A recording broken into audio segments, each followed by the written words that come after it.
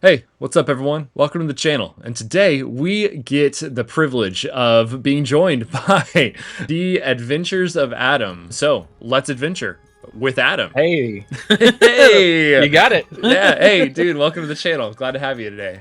Oh, thank you. Thank you for having me on. Today we are wanting to talk about Raid Shadow Legends and Godforge. And let's be really upfront about this. We're going to talk about whether or not these two games in their existence are different. But Raid is a full game. It's been a full game for, gosh, what, 6, 7 going on plus years? Yeah, for sure. I've been playing at least 5.5, and I didn't even start at the beginning. So Yeah, I played in 2020, haven't dropped it even a day, basically. So Raid is a full game. There's a full, just workload and backlog of things when it comes to Raid Shadow Legends, and Godforge is just an alpha. And so what I want to do is not compare apples to oranges today. I want us to be able to talk about what is actually available to us in Godforge Alpha and how that compares to what is available in Raid Shadow Legends. So primarily, we got to build heroes really well inside of Godforge in the alpha. All kinds of complexity with weapons and gear, and not to mention Awakening. But also, we had the Caverns. And so talking about those two things, kind of talking about as well, therefore, in Raid Shadow Legends is building heroes and maybe perhaps Doom Tower. Just kind of want to get your stance first off, Adam. When it comes to Godforge and Raid, do you believe they're different? How do they feel different? What are your thoughts? well, they're two games in the same genre, so obviously there's a lot of similarities, and I think the differences are pretty minor. Right off the bat, in terms of combat, we have the ultimate system, and there's a whole separate stat initiative that charges your ultimate. Mhm. So when you're playing on manual, and if you hit auto, it's not gonna feel any different. Or if you're watching somebody play, it's not gonna feel that much different because it's just Right. going, and it's gonna look like a lot of the same. But if Right. you take it off auto, you play it on manual, all of a sudden it just adds this entire extra level of strategic combat, like strategic and tactics, that just feels really, really satisfying to play. Mm. Like saving your ultimates for the final boss and just dumping everything, like the alpha strike. It's just, I don't know, it's very satisfying. Yeah, no, I definitely agree with you. I think it is probably really the ultimate system, especially when it comes to combat and progression through the waves, that makes it feel different, but it is only in that manual mode, right? Because, we can probably guess that they're going to have some kind of, what would it be called? System for us to choose when we use ultimates when on auto, right? Yeah. So we might even be able to say hey, wave 1, wave 2, don't use ultimates. Wave 3, just use them when you get them. And if that is a system that's live when Godforge goes live, then I think even more so, combat will just feel the exact same. Yeah. But if you think back, we also didn't always have that in Raid Shadow Legends, right? For the True. longest time. I mean, probably Kids over these half. days don't know how good they got it. Oh my goodness. Yes. New players to Raid Shadow Legends, new content creators, new Shadow Legends. I'm like, man, you have no idea what the other guys had to just cut their teeth on. The fact that Raid launched without their dressing room, and the fact that they also charged for gear removal, if you made a mistake, you found out, oh, I'm actually 3% crit rate short on my nuker build, I gotta strip everything off and start again. You got spreadsheets, just a gear, it was ridiculous. Yes. It was ridiculous. Yes. Yeah, the amount of grinding we had to do, especially early game, right? Just to be able to move the gear around, we needed to be able to manage our champions. So, for context, if anybody's watching this video in the future, even particularly maybe even a couple months from now, and you're perhaps just brand new to Raid, we've actually had cost of silver for moving gear in Raid for over 5 years for the existence of the game, and it was mega expensive. I'm talking, if you were moving around a full character's gear, that'd be $1 million silver cost just to take it off. And if you were equipping it to someone who already had gear equipped, you would have to unequip that person's gear. So it would cost 2 million silver to move a full set onto another person who was fully equipped. Yes. And if you wanted to switch it back, then you got to pay to take it off and put it back on. You'd have to go back and find all the pieces that were on the other character that you put the pieces on. It was just a nightmare. Yeah, and that yeah, right. And today that's live, right? The time of this recording, that's live, but they've just released that they're looking into having that as a permanent addition to the game in the near future, just to right keep themselves like fresh when it comes to like the modern hero collector, right? Yeah, I mean, there's new competition on the block, and they gotta compete. I mean, we'll say it, right? Their next faction is going to be Olympic styled heroes.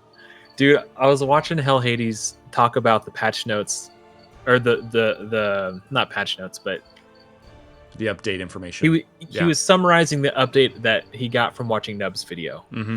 And when he was talking about the new faction, you can see this little smirk on his face. He was classy enough.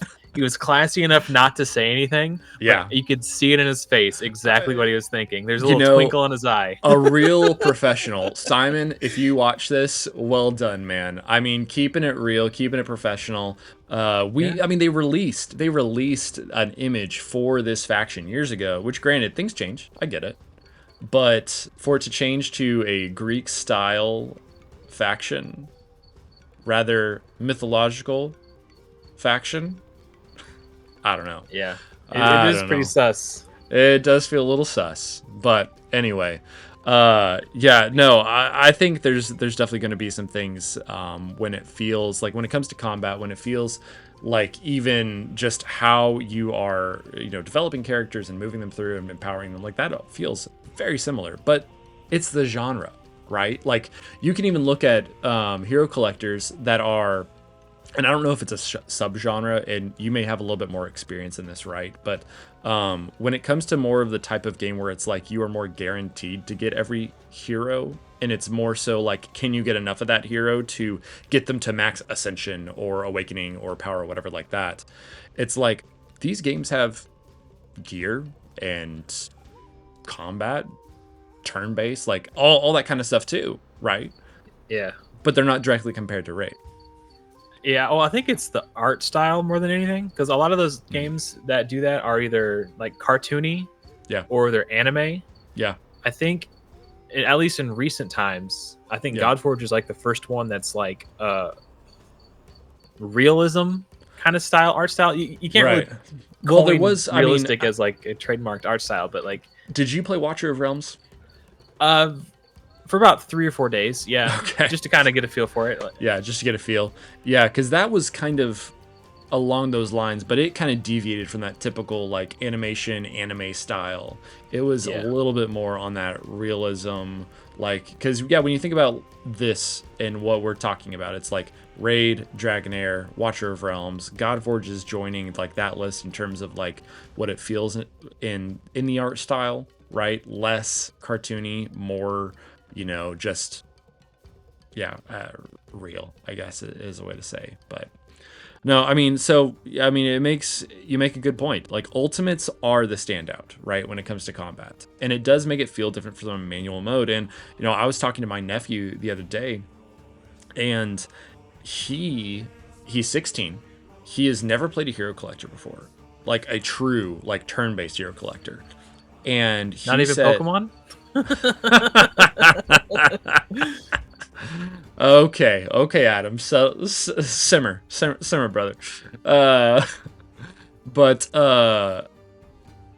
So he got in and he told me, he's like, honestly, like I've played manual the whole time.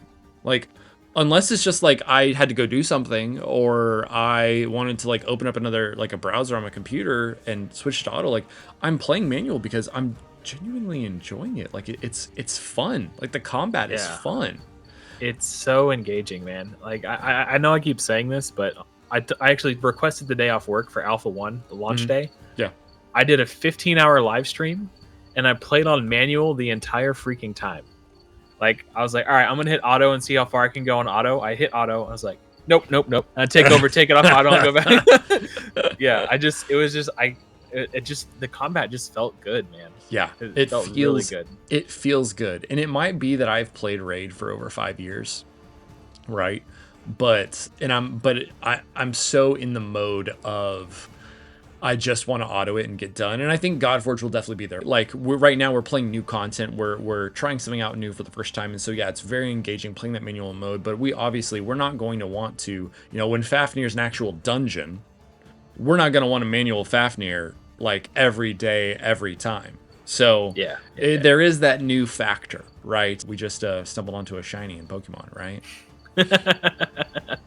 Yeah. So one of the things that I think, and this is a good thing, I'm going to compare it to Raid for a moment, is so back when I was creating content for Raid, I had this series called the Free-to-Play Rares Only Plus. So basically what that series would entail was I would use rares, uncommon, or commons, plus any champion who is free and permanently available to all players. So like Drexar Blood Twin, your Carl the Scourge, Yannicka, Arbiter, the login champions, all that stuff. Yep. Progressing through Doom Tower Hard and Doom Tower Normal on that account was super fun, super engaging, super rewarding. To progress through Doom Tower Hard, I would have to play on manual, like fighting the Siphi Rotos waves, like using Cold Heart for heal reduction just so I could kill the Siphis, like that, wow. Bellower in a stun set, like everything I could do. It playing Godforge was just as strategic and exciting as that. Like it was super engaging, super challenging, and when you beat it, you felt freaking good, dude. Like it felt like such an accomplishment to beat it. And I did rares only on the first alpha wave too, so that was like kind of a callback to my old rares only series. Yeah. I mean, you've done them both, right? So you have like direct comparison to what it feels like, especially like if you were to take an early game account in both of these games and just stay early game, right, in terms of rares only and only having those resources to you, you've done it. Yeah. And so, I mean, it does feel rewarding, right? Like I know, so this particular time before, like, as we were learning kind of how to manage Fafnir and understanding the mechanics of Isolde's passive and how to pair her with the right defenders and what defenders came with the right abilities, right, to create a sustaining team until you suddenly pull Heimdall, and then it's just like, who even cares? Yeah. But I went back and forth on Fafnir so many times. Like I was going again and again and again. I felt like freaking, Bucky, just again. Just slamming my fist against the ground, just trying to kill Fafnir. But when I did defeat him, it was such a sense of accomplishment. I mean, sure. I think it was like during like lunch or something at work, and I was just like silently in my office, just like, it's done. It's done. I also had a live stream looming over my head that night, and I didn't want to be sitting there just like banging my head against the wall trying to fight Fafnir in front of the audience. So I think that makes for good content, man. That's the kind of stuff I love doing, like live streams where you're just trying to and then when you do overcome it, the chat just goes nuts. Like, yes! Yeah. That's my favorite thing to do, is push content on live streams. Yeah, which is why absolutely. I'm gonna wait till Saturday to do my first live stream for Wave 3, because I want to be able to, share my journey with the audience. Yeah, so absolutely. I'm not even gonna play for the first 3 days. I might log in and get my starter hero. So if Simon gives out rewards, I'll get the rewards on the account. Yes, do that. I'm going to drop you 5,000 energy just because. Cheers, Simon. Happy Friday. Yeah, hell yeah. When it comes to, Godforge and Raid, though, and hero building, let's talk about, like, taking a hero from, rank 1, level 1, or we'll just say level 1 inside of Raid, and then gearing, books, skills, awakening in Godforge, everything like that. For me, one of my actual pain points when it came to Godforge, and this is a minor pain point, right? It was more so like through the context and lens of playing Raid for 5 years, the idea that I had to take a legendary that would at rank 1, level 1, and use all the food to get it to rank 5. It was so frustrating for me. It's just like, come on! Like, it shouldn't be all the way down here. I shouldn't have to use this food. It was definitely a different experience for me. and I'm still kind of like working through how I feel about that. But I mean, what was that experience for you?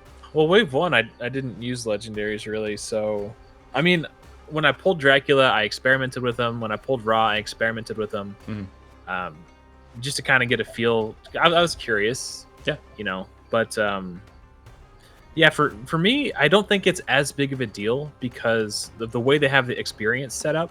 So every time you do a battle, you get experience, and if the heroes you have in battle are max level, you get overflow, and that gets added to your account as a resource that you could use to level things up. The implication is that we may not have to farm campaign to make food in Godforge. It seems as though they're eliminating the necessity to do that medial task. Yeah. Let's hope we don't have to farm campaign 500 times in a month. Just to make a 6-star. We'll just passively gain XP when we do dungeons and stuff. Yeah. And then we'll just, when we want to make a 6-star, we just zoop, drag that slider across and hit rank up. Yeah. No, I mean, that's pretty dope. Yeah, it is. It really, really is. And that side of it, and I think, so there's like a tipping point, right?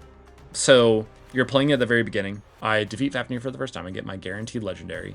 And okay, now I'm going to go rank them up, level them up, and I'm like, oh no, I'm not, because I just burned through 30 levels in an hour or less, and I don't have the food or XP ready to do that. For me, that felt bad.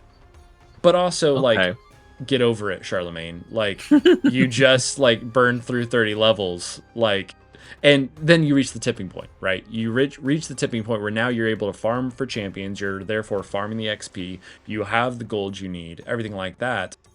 And so then you just go up and you rank everything up and you just continue to progress. So I think it feels weird at one point, but then yeah, once you have the resources, that just kind of goes away, especially if in launch, yeah, you're right. It's like we're passively gaining XP to use where we want to later on. And so it becomes a non-issue. Oh, I got a hero? Great. I just pulled a brand new hero and zoop, done. Once you beat it, the only thing left to do is farm, right? So I beat it on Friday, and then on Saturday I left it farming. Sunday I left it farm. Like, I wake up and I just got so much XP, so many spirits. Like, if I wanted to, I could probably make 5, maybe not 5. I could probably make 2 or 3 6-stars just without even, I'm just passively gaining the XP and the spirits. Right. It definitely is. And I think there is certainly going to be a difference when it comes to launch live versus now, because there is so much focus on just progression and experiencing heroes and leveling them up. And it'll be interesting to see what that change is like.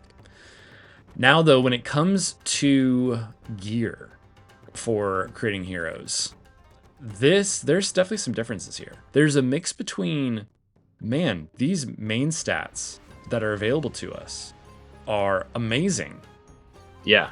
And then there's also times where I'm like, wait, where's the defense percent? Where's the HP percent? I need more of this. Like, yeah. Why am I literally about to put on a flat stat just to gain more defense? The video, I just published a video before this call about it's a how to gear your champions. So the conclusion I arrived at is that I believe that for most, like 99% of builds, you're probably going to want to go initiative on your boots, speed on your legs, and then depending on if you want to be like a damage, like a percentage stat on your chest piece.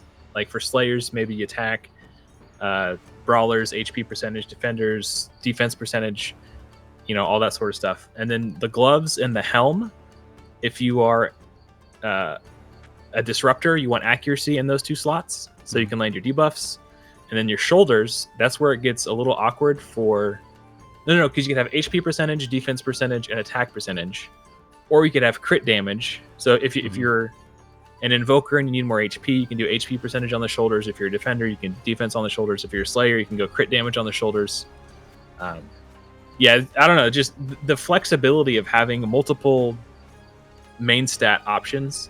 Yeah. In multiple... Like, you could have crit rate on your helm and your gloves. Yeah, to get to that crit damage shoulders faster. Like if you're early game, you can get crit damage shoulders really soon. Yeah, like really early, way earlier than you would do in raid, because getting 100% crit rate's a lot harder when you only have one slot where you could get crit rate main stat, and it happens to be the same armor slot where crit damage is the thing, right? Oh yeah, absolutely.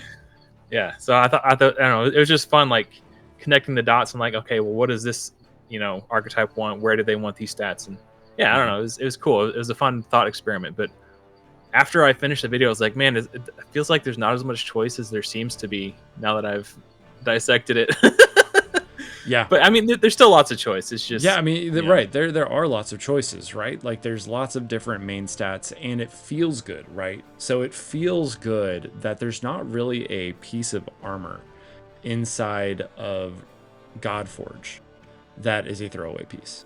It's like, okay, in Raid Shadow Legends, I am my top gear. So the weapon, the helmet, and oh gosh, the shield. They're all flat stats. There's no changing that. Even if you are putting what's it called, ascending them or something like that, like you can only get more flat stats from them. And so really you're just substat hunting when it comes to that, like padding crit rate, padding speed, accuracy, whatever you need. And in Godforge, it's like, well, no, I'm always looking for a solid main stat on this piece. There's always something, some percentage growth or something like that I can add here, and not just having to throw away a stat and not care about that. And so that does kind of mean, though, right, that it might potentially get more difficult to get really good builds on champions, because you're not only just saying, okay, well, I know that this is always going to be attack, always HP, always defense. It's like, no, I'm looking for this main stat, and then this main stat piece needs to have good substats. And I mean, we'll just see what happens. But I do particularly like that, Godforge in the weapons, in the weapon system, and everything that has been included there. I feel like that's a huge boon to the heroes, right? Because we don't have accessories in Godforge. There's no ring, amulet, banner, none of that. So that's a huge loss when it comes to the stats we could potentially have. And so by having that weapon, especially for damage dealers, not to mention the imprints, the abilities, the effects that you gain in a hero build, the complexity you can add aside from gear, just into what the hero actually does. That's a lot of fun. I think Heka was probably the most interesting example of that, because Heka will convert 10% of your max HP into attack. Yeah. So if you wanted to build your attack-based damage dealers tanky, you just build them with HP chest and HP shoulders, and now that's converted into attack. You have crit damage gauntlets and crit rate on the helm or whatever, and you're this super tanky Slayer. You turn your Slayer into a brawler, basically. Yeah. It completely changes the way you build your heroes. So all the weapons have these really cool, unique passives, and then you imprint the passive of a different hero onto it, and then your hero gains that extra passive. So it's passives on passives on passives. You can like Frankenstein your, custom builds together. It's pretty cool. Yeah, it is really cool. And it adds such a different, like this, I think this also is one of those standout markers on what really makes Godforge and Raid different, right? Because it's no longer just, oh, hey, if you have this champion, you've unlocked this content, or anything like that. It's like, okay, yeah, you have this champion, which really helps in the content, but also like pairing them with this imprint and this weapon and doing these things, it really unlocks their potential. And I just think the fun of saying, okay, well, I have this hero, like here in Wave 2, the Isolde passive is a great example of this. It's like, okay, great, I have Isolde who heals when a defender is hit. She heals the entire team for 5% of her max HP, which is massive. Also, I believe you can stack her own imprint onto her own hero and get even more healing. I was curious about that, and I asked, and I think someone said that they had tested it and did in fact work. So yeah, you can double up on that. Yep, doubling up on passives, man. It's a lot of fun. Also, I think I've doubled up on Shamash's passive, which is a good time. So, but yeah, like, so it's one thing to say, well, I had this champion that can do this thing, but then you add in the complexity of saying, well, in fact, if you have multiple of her, you can use her imprint onto other heroes to fully maximize the effect in the battle to really just do crazy things in terms of survivability. So yeah, I suspect that we may see a change to Isolde's passive for launch, because I had her passive imprinted on my Pengu, and my Hercules, which each of them are brawlers, so naturally they have really high max HP. And then I had 2 defenders on my team. It was like Horus and Sphinx. So my team was just super tanky that could never die because there's 2 defenders, so each of the imprints are proccing twice, and I have 2, so I'm healing for like 10% max HP twice because there's 2 defenders being attacked, so it's 20% max HP every time I get with like, and they're already tanky because I got crazy defense and HP, so it was like I just steamrolled it, man. Wave 1 I had to play every single wave on manual because I was playing with rares. I had to strategically make every choice count, and it was meticulous and tactical. Wave 2 I just hit auto and let it go. Like it was like, this is like completely different. Right. In wave 1, like the passives weren't even working. Like imprints weren't even working, right? It was like you would apply them to a weapon, and it just wouldn't proc onto the hero. Or even if it did, it would then like drop off later on or something like that. It was really weird. I'm not quite sure what was going on there, but they definitely fixed it for wave 2. And that's opened up a slew of things I think honestly, there's a lot of imprints that can do a lot of things, but I think the 2 primary ones that are kind of like, we really need to look at this are Isolde and Dagonet. Have you used Dagonet's passive imprint? I haven't played with his yet. I put, I forget who it is. It's an epic from the Aru faction who gives a 10% damage bonus if they're above 50% HP. But if they're below 50% HP, they take 10% less damage. So I figured that was a good one for my Slayers. And I ended up pulling Zeus eventually. And he was just doing so much damage. I was like, well, I'm just going to give him 10% more damage. So if I kill them, they can't attack me, right? So that was the best defense is a good offense. Exactly. Well, and so in my experience, what happened with Dagonet's passive? So 1, I think they have to look at the percentage chance because I'm pretty sure it's wrong. I heard people saying that too. Yeah, because it's like, I think it's like a 15% chance of joining attack when the enemy is below 50% health, and there's just no way. If 15% procced this often in life, I mean, Raid Shadow Legends 0.5 or 1% would it'd be a completely different game, right? So what would happen? And with these mechanics with Zeus, and I'm assuming this is not intended, but Zeus's primary attack gives a chance of attacking again. You see where I'm going here? So he cuts in when he gets his. Yep. Oh my gosh. So like one Roto hero, style. whatever, even like Scotty, right? Scotty would do her freeze, drop speed with her ultimate. The hero would go below 50%, and Zeus would just come in and just destroy them. And more often than not, especially once he was fully, his skills were fully leveled, it's like, okay, he just killed someone, so he jumps turn order, and all of a sudden, I'm wiping the entire wave with just his primary attack. And it just over and over again, like, that's just what would happen. That's funny. Yeah, it's just hilarious. And his core doesn't proc a second attack. So I would just unleash his core because I knew eventually something would happen to where he'd join an attack, he would jump in, get another turn, and just reset his core every single time. It is just bonkers crazy. I cannot imagine that is intended. I can foresee a change to Zeus's skill where that it will say only when attacking on his turn or something like that. Because there's I think abilities in Raid Shadow Legends where it's like this will only happen on the hero's turn. It won't happen during ally or counter attacking. Yeah, maybe. Yeah, I was just thinking about Rotos and how annoying he is. And I was also thinking about the fact that Zeus is eternal, which is the void equivalent in Godforge. Yeah. So he's not going to be super common, but and he doesn't have the same damage mitigation passives that Rotos does. Right. So if something's stupid OP for PvE, just leave it alone, right? You're just at that point, you're just letting people have fun. Right. Right. But then PvP, it's a totally different thing. So if it becomes an issue, maybe they can patch it for PvP.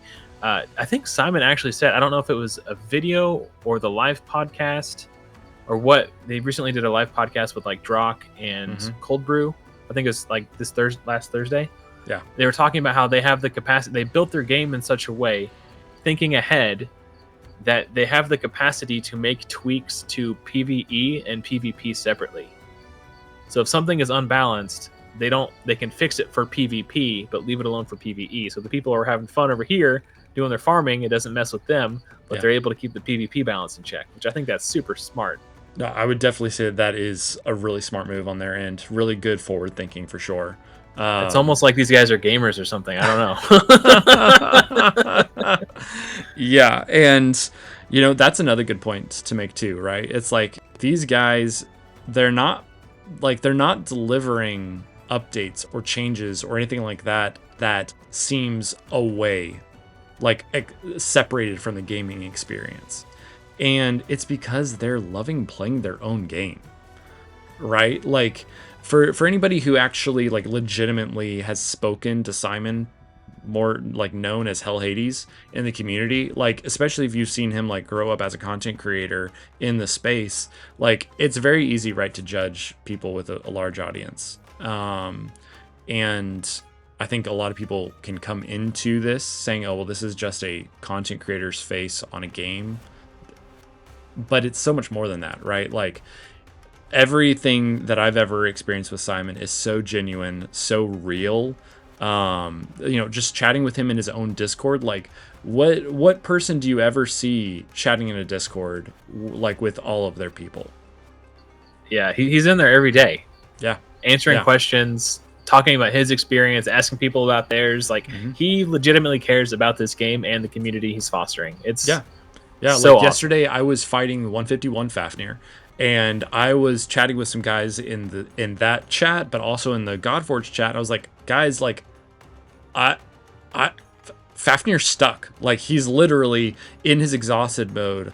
I'm maintaining his divinity meter. Once it was like past like between 60 and 80%, I was like, I don't know what's happening. He's not gaining divinity as he should in his exhausted mode.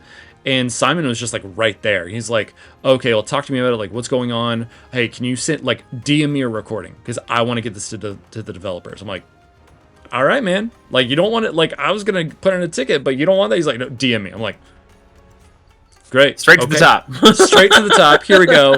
Yeah, great. It's just like, it just feels more real, right? Yeah, for sure. And again, we know that this is alpha. We know that this game is not in live ops. It is a young company, and that things will change. Like no one can avoid that. But at least at this stage, as we are experiencing this and really working with the team to build something, the accessibility of the team during this time and how actively they are also experiencing their game is just different. There are definitely things that we could talk about in terms of like heroes and gearing and everything like that. But let's just quickly jump over to the actual like Caverns versus like Doom Tower. Because we have been going for a while. Thank you everybody who has been watching so far. Really appreciate you joining the video, checking out the channel. Make sure and go check out Adam's channel as well. There is a link in the description as well as in the pinned comment. So go ahead and check him out. Show him some love. Dude is doing some great Godforge content. Really appreciate you, man. Yeah, I really do. But yeah, let's talk about Caverns and Doom Tower as we kind of like start to close out this video. Kind of when comparing these two things, trying to do as best we can apples to apples. We've said some things, you've kind of compared some things when it comes to like rares only, but how do you feel like these two game modes stack up? Honestly, in Raid, Doom Tower is probably my favorite piece of content that they ever did. Best content Plarium has ever pushed out inside of Raid. I think a lot of people tend to take me wrong. I can't do it. I mean, it's like that and Clan Boss, right? Those are the goats. Demon Lord, I mean, specifically. Right. There's something about beating a level and progressing, overcoming a new challenge, then progressing, being faced with another challenge, beating it, and then progressing. You know, like, does applying the same tactic as I did on the other wave work? If yes, keep going. If no, figure something else out. Right. You know, the trial and error process, this feeling of like emotional satisfaction when you overcome that challenge. What we've been experiencing in the Caverns feels so similar to what it felt like progressing through Doom Tower for the first time. Right. I think they freaking nailed it. Both Plarium and Fateless have each nailed this tower. One goes up and one goes down, but right. But it's a tower system. Yeah. Yeah. It's that progression plus the like imminent knowledge that you know what's coming. It's like, okay, I'm progressing, but I also know like I'm about to hit the boss on this level, and what I'm doing now might be working for the waves, but it's not going to work for what's coming. And so I also have to, not only am I having to strategize on how to get through these waves and work with this team and grow this team, but also like there's a big bad down the road, and I need to be thinking about how to prepare for that as well. And I would say, which again, this is an apple and oranges statement, but in terms of the Caverns versus Doom Tower, that Doom Tower is certainly better, right? Like the complexity of the systems, the multiple rotations, the number of bosses, the secret rooms, the heroes that can be earned through that. That's a full like live ops piece of content, right? Yeah, sure. And I think that it's a phenomenal example to build something off of, to use as a reference point, right? For Fateless inside of Godforge, and that's probably potentially what they did. But they were also saying that, guys, this is alpha, so we're going a bare bones game mode. And for bare bones, I mean, come on, what a blast! Yeah, it's been a lot of fun. Yeah, it has. I will say that another similarity to Doom Tower is, for me personally, once I got to 120, the Golden Golem, I had to actually build a hero specifically to overcome that challenge. Yes. I didn't have any enemy max HP damage dealers. So I was like, well, I need to kill this boss before he ults or I'm dead, right? So it's like, I got to add the damage race. I got to kill him faster. So I went out and built Achilles, who was just sitting on my account collecting dust. Yeah. And he went from 0 to hero. He was the MVP that let me overcome that challenge, and I on to the next boss. It's same thing. That was another similarity I noticed, I guess is what I was trying to say. It's just, it had that similar vibe where sometimes you'll have to build a champion specifically to overcome a specific challenge to progress 100%. Further. Yeah. It highlights heroes that may not necessarily be used in your main content. And it kind of honestly forces you to be more creative than just slamming the same strategy into the slot every single time. Yeah. Unless you have Scotty, then you're just freezing and slowing down every single time. Well, yeah, so let's wrap it up, Adam. Okay, Godforge versus Raid. Are they different? There are differences, yeah. Do they feel? They're also, when you're actually playing the game, it's different enough that it's worth trying if you haven't given it a try yet, for sure. Yeah, absolutely. I would agree with that 100%. They're the same genre. We can't fight against that. People will always look at Godforge and they will always compare it to Raid. I thought you were going to say Pokemon. In a sense, I think that's a good thing for Godforge because it keeps them in the conversation, right? But they do feel different. They really do. When it comes to being able to build a champion, grow that champion, give them something we didn't even mention, but give them additional enhancements to their abilities based off awakenings, and then gear them out with weapons and all of these things, and then taking them into content and being able to strategically use ultimates and how you gain ultimate and how you unleash that and manage that.